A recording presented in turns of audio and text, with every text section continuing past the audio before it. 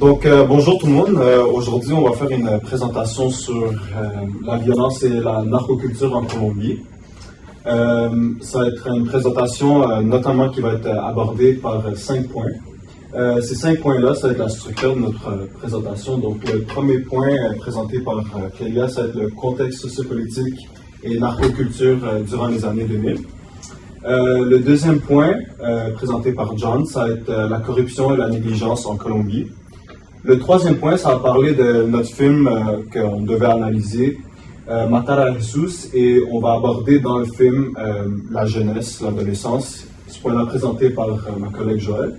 Le quatrième point, ça va être une étude profonde sur le noyau familial affecté par la violence, utilisé par deux articles scientifiques que moi je vais présenter.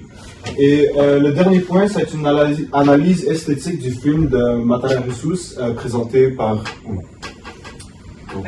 Bonjour tout le monde, je vais approfondir sur le contexte sociopolitique de la Colombie et de la place importante de la narcoculture dans leur vie quotidienne. Pour commencer, la Colombie est le plus grand producteur de narcotiques en Amérique latine. La légalisation des narcotiques crée une forte demande et une forte production, ce qui renchérit la roue capitaliste colombienne. Les gains économiques provoquent une nouvelle réorganisation sociale au milieu d'une grande crise politique et économique. En effet, le réseau de narcotiques s'étend partout en Amérique latine et même à l'extérieur de l'Amérique latine, comme aux États-Unis. En 1984, Rodrigo Lara Bonilla, qui est le ministre de la Justice contre les cartels de drogue, fut assassiné par les sicarios, c'est-à-dire les tueurs à gages, de Pablo Escobar. Sa mort déclenche une importante prise de conscience politique et sociale. Rodrigo Lara Bonilla est une figure emblématique du nouveau libéralisme en Colombie. C'est à ce moment que la corruption politique fut éliminée chez le public général. Les pouvoirs et les influences des cartels au niveau politique et économique permettaient à ces premiers de continuer leur trafic de narcotiques et de recevoir des gains en retour, en dépit de la mort de plusieurs innocents. La vente de narcotiques a créé des rivalités entre les cartels mexicains avec El Chapo et les cartels colombiens avec Pablo Escobar. Cette compétition crée des guérillas dans leurs pays respectifs et même plusieurs conflits politiques.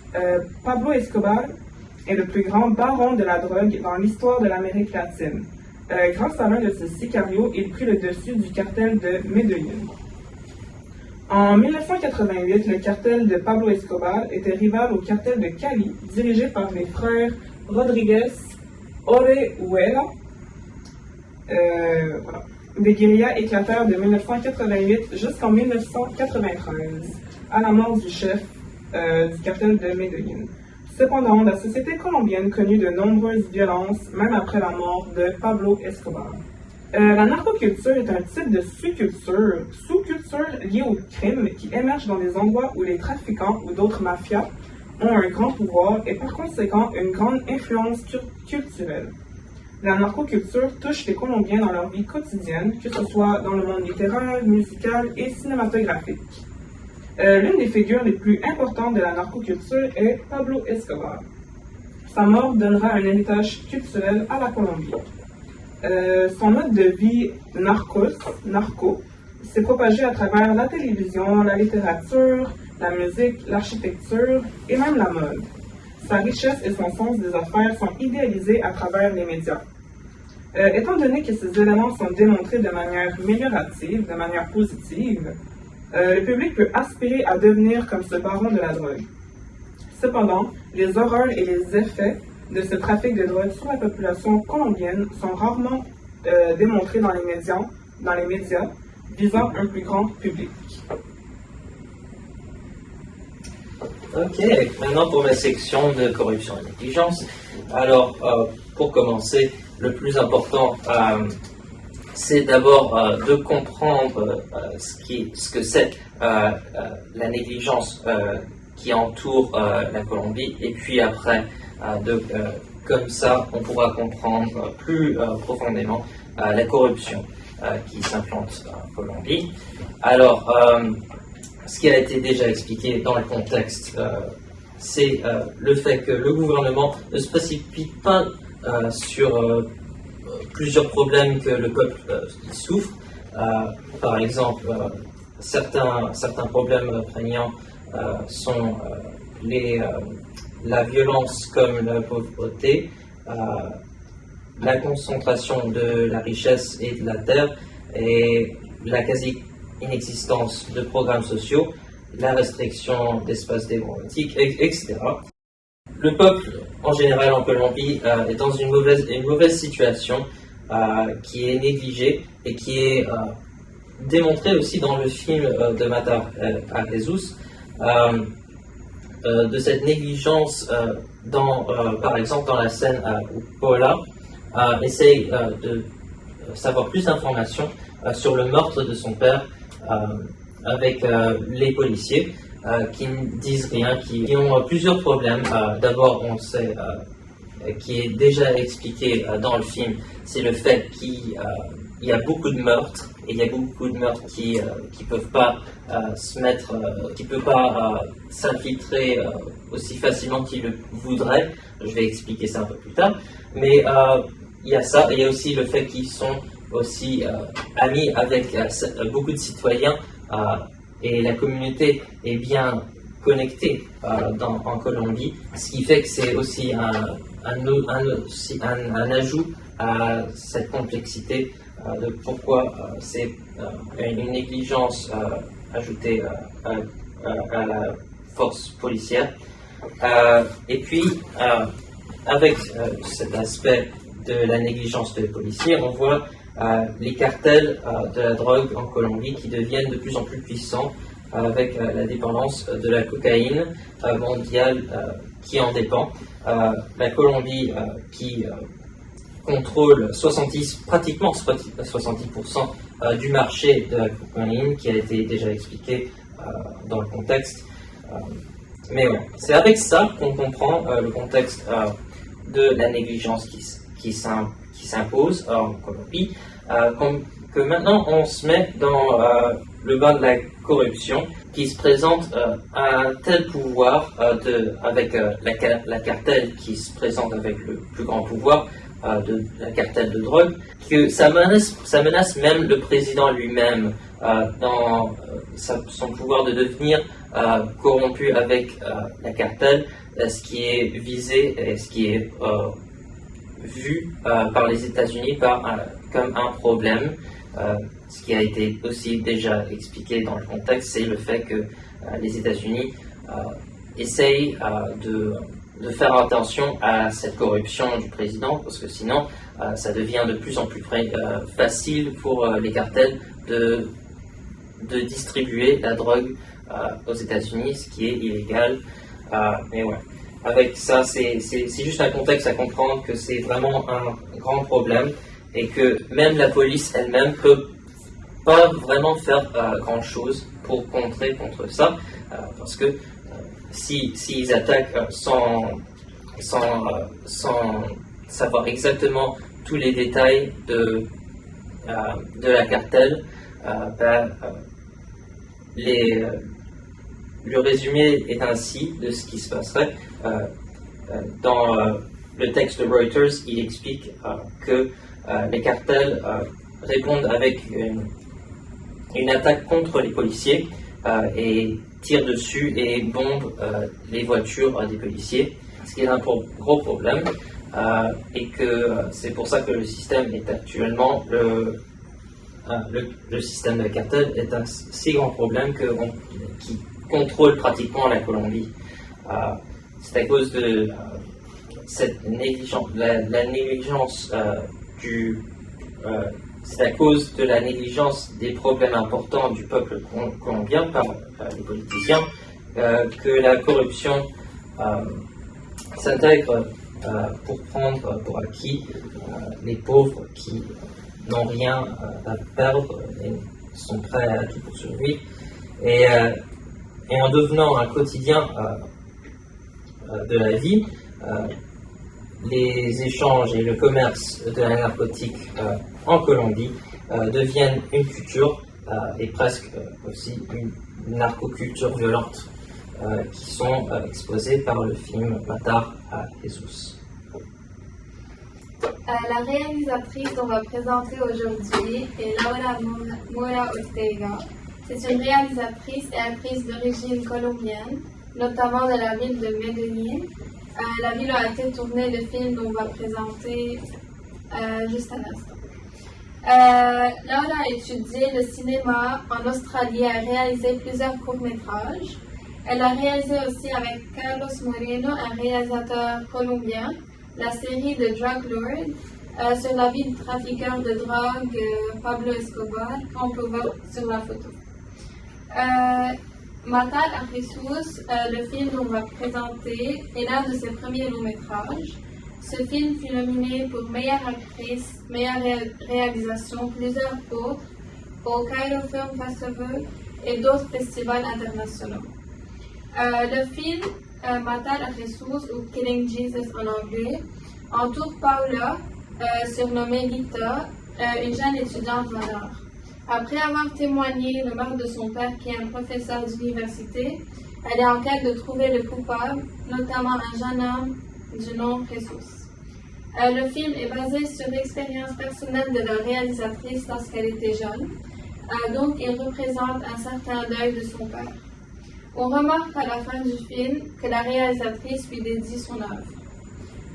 Ortega décide de mettre comme protagoniste une jeune femme pour la représenter comme une témoin du meurtre de son père, ainsi qu'une témoin de la violence apportée par la narcoculture qui se déroule en Amérique latine, mais aussi précisément dans son pays, la Colombie.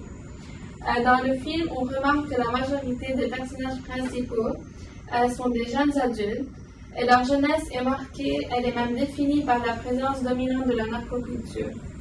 Ainsi, ils ne sont pas simplement des témoins, mais aussi ils sont des participants de la violence qui les entoure. Paula est une participante, ainsi qu'elle est une symbole de lutte contre l'environnement de corruption et de brutalité qui est créé par la négligence gouvernementale. Ceci est représenté dans la scène où Paula se dirige toute seule et exaspérée sans sa famille par les enquêteurs pour savoir le déroulement de l'investigation du meurtre de son père, qui est suspendu.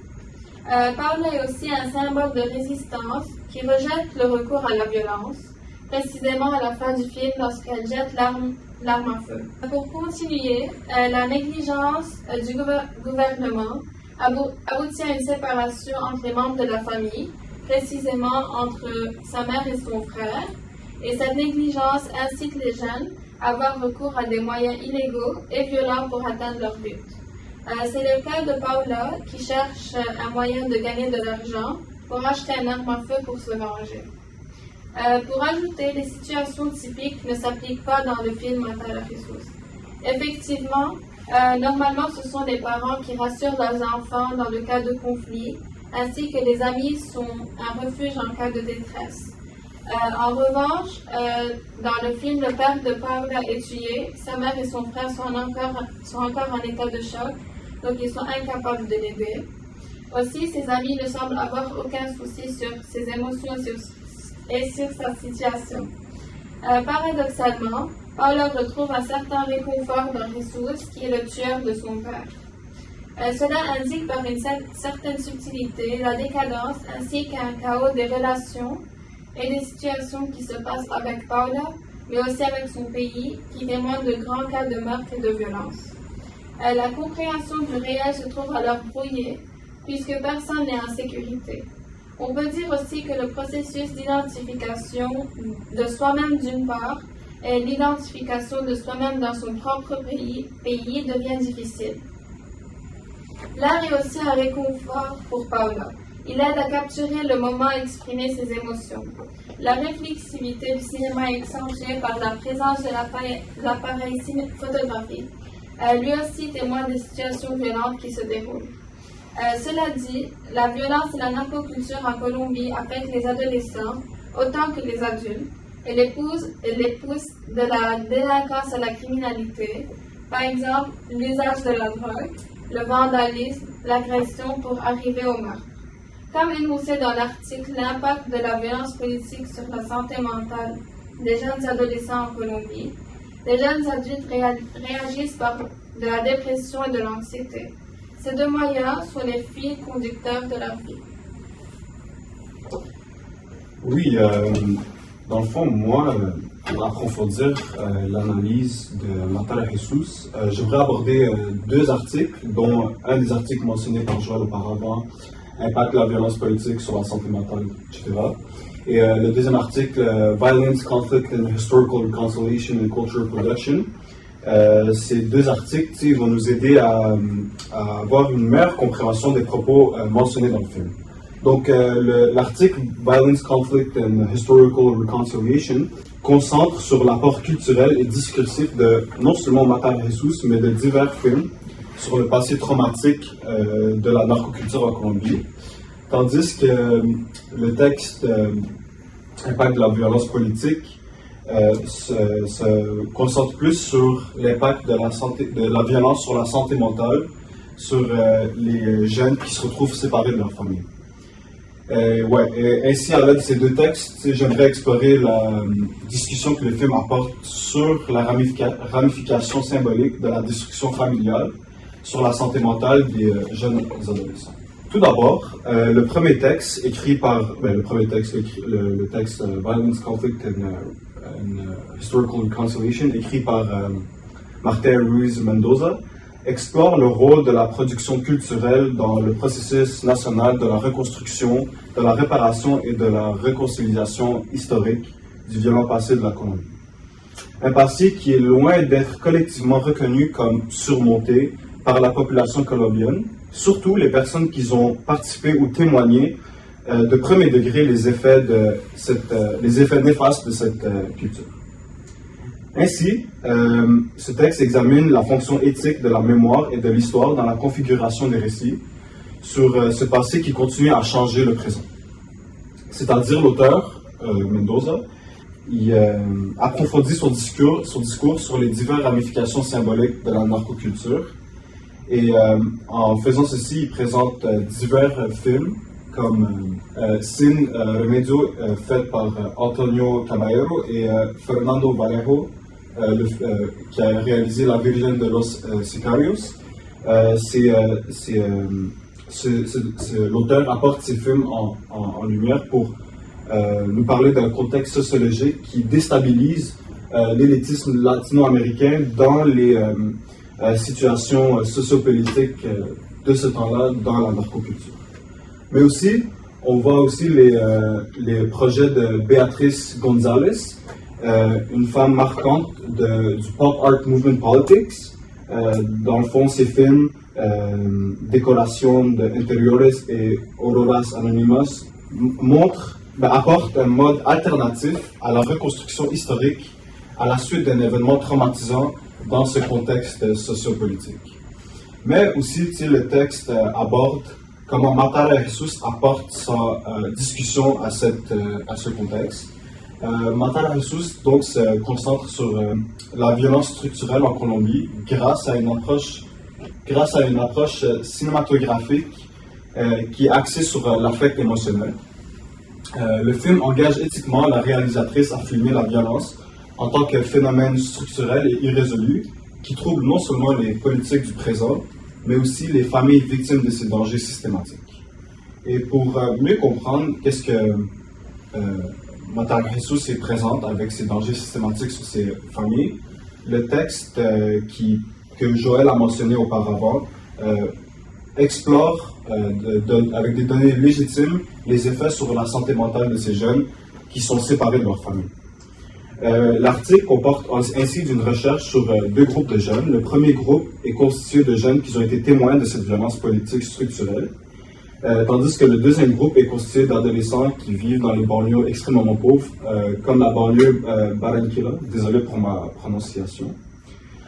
Ces deux groupes de jeunes partagent une chose en commun: ils sont grandement influencés par leur situation et affiliation familiale. Ainsi, la recherche a donc montré que ces jeunes, surtout dans le premier groupe, souffrent de l'anxiété et de la dépression. L'anxiété est expliquée par les traumatismes vécus au long de leur vie, avec les gangs, les diverses intimidations de la police, de la corruption, qui a été faite sur eux. Mais la dépression est expliquée notamment par la séparation de ses parents à cause des combats dangereux, la mort et les diverses violences qu'il subit. L'étude stipule que la famille et la préservation de l'unité familiale est un facteur majeur pour l'amélioration de la santé mentale du jeune, mais aussi pour sa détérioration. Donc, la famille, le noyau familial détruit peut vraiment être néfaste sur cette personne-là. Cet article, en conjonction avec l'autre article, démontre comment la violence structurelle et l'intimidation utilisée par des gangs mènent à la séparation des parents et à la perte d'un environnement stable, social et habituel. Par conséquent, les effets dévastateurs de la violence sur la santé mentale d'un jeune homme ou d'une jeune femme s'amplifient immensément par la perte de ce membre de famille ou même d'un ami proche. Moi, je vais parler de l'esthétique. Il y a une certaine esthétique qui se dégage du film Mater Jesus. En effet, on remarque que la photographie est très travaillée à travers les lumières, les cadrages et les décors. Cette esthétique vient s'opposer aux propos du film sur la violence et la narcoculture. Ainsi, comme écrit l'article sur le film du site Ciné Espagne, Mater Jesus opère un oxymore sans cesse reconduit. La violence et la beauté s'opposent mais s'unissent aussi. Cependant, la création d'une ambiance sombre et intense dans de nombreuses scènes, à travers une photographie granuleuse et une palette de couleurs froides, vient renforcer les propos du film et refléter l'état émotionnel des victimes. Les états émotionnels des personnages sont également retranscrits par l'utilisation de nombreux plans rapprochés afin de mettre en valeur leur expression faciale. Ces plans serrés, mais aussi des mouvements de caméra et des silences, participent au renforcement de la tension du film qui monte progressivement au fil des plans. L'esthétique du film vient saisir une réalité colombienne, en ancrant le spectateur dans un décor typiquement colombien, par la grande représentation de la culture et de la ville. Ainsi, de nombreux plans viennent retranscrire l'esprit populaire et la violence qui menace les quartiers de Medellín. On explore la ville à travers ses rues étroites, l'intérieur minimaliste des maisons, la multitude des couleurs qui la composent. On y retrouve l'abondance des décorations de Noël, plongeant le spectateur dans une certaine ambiance féerique. On remarque également que la réalisatrice a fait le choix d'une caméra à épaule, donnant une impression d'instabilité, venant renforcer le réalisme du film. Comme dans la scène où on suit les deux protagonistes descendre à scooter une pente surplombant la ville et ses 1000 lumières qui scintillent. Cette scène dégage d'ailleurs une grande esthétique qui, par la beauté des points lumineux et des guirlandes lumineuses multicolores qui abordent le devant des maisons. Le portrait de l'Amérique latine peint dans ce film est donc d'une part fidèle, nous faisant voyager au cœur de Medellín, mais d'une autre part se retrouve magnifié par des choix esthétiques aiguisés. On constate alors que le contraste qui se forme entre le fond et la forme du film, qui est aussi constamment entre beauté et violence, parfois même réunies dans le même plan. Toutes les émotions transmises par le film se retrouvent exacerbées, apportant une grande touche de sensibilité à chacune des scènes. Cependant, malgré toute la beauté, c'est un sentiment lourd de tristesse et de fatalité qui prédomine. Gracias. Merci.